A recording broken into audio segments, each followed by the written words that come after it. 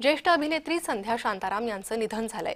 वयाच्या 87व्या वर्षी त्यांनी अखेरचा श्वास घेतला। पिंजरा चित्रपटातल्या तमाशा कलावंतांच्या त्यांच्या भूमिकेनं रसिकांच्या मनात घर केलं ते कायमचंच। संध्या शांताराम आपल्यातून निघून गेल्यामुळे मराठी सिनेसृष्टीवर शोककळा पसरली आहे। पाहूया या निमित्त त्यांचा जीवन प्रवास।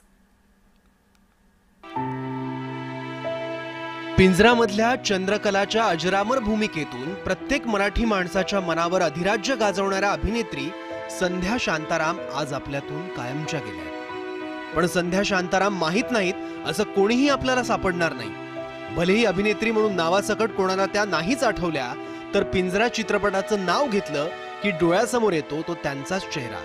इतकी त्यांच्या भूमिकेची छाप कित्येक पिढ्यानंतर सुद्धा मराठी प्रेक्षकांवर आहे।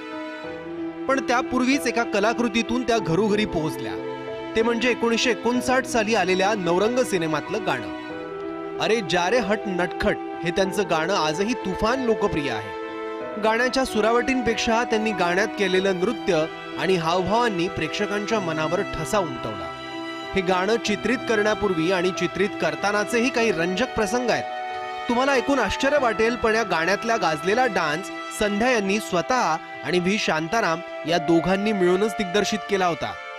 कारण त्यावेळी काही कोरिओग्राफर वगैरे नसायचे, त्यामुळे या गाण्यासाठी संध्या यांनी आधी शास्त्रीय नृत्य शिकून घेतलं आणि त्यानंतर यात दिसणारी प्रत्येक स्टेप त्यांनी स्वतः कोरिओग्राफ केली आहे। आणखी एक इंटरेस्टिंग गोष्ट म्हणजे हे गाणं खास बनवण्यासाठी खऱ्याखुऱ्या हत्ती घोड्यांची व्यवस्था केली होती।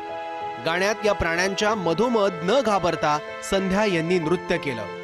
गाण्याच्या आवाजाने प्राणी गोंधळण्याची भीती असताना सुद्धा त्यांनी बॉडी डबल वापरण्यास नकार दिला। इतकंच नाही तर गाण्याच्या शूटिंग पूर्वी त्यांनी हत्ती आणि घोड्याला गोंजारून आधी त्यांच्याशी मैत्री केली, त्यांना स्वतःच्या हातानं खायला प्यायला दिलं आणि त्यानंतर तयार झालं हे अफलातून गाणं, ज्याची भुरळ इतक्या वर्षानंतरही कायम आहे। 1951 साली आलेल्या अमर भूपाली चित्रपटातून त्यांनी पदार्पण केलं। शांताराम नवीन चेहऱ्याच्या शोधात होते। संध्या यांचा आवाज शांताराम यांच्या दुसऱ्या पत्नी जयश्री सारखा होता, त्यामुळे शांताराम यांनी अमर भूपालीत संध्या यांना संधी दिली आणि त्याचं सोनं झालं। त्यानंतर 1955 साली आलेल्या झनक झनक पायल बाजे या चित्रपटातल्या संध्या यांच्या नृत्याचं बरंच कौतुक झालं।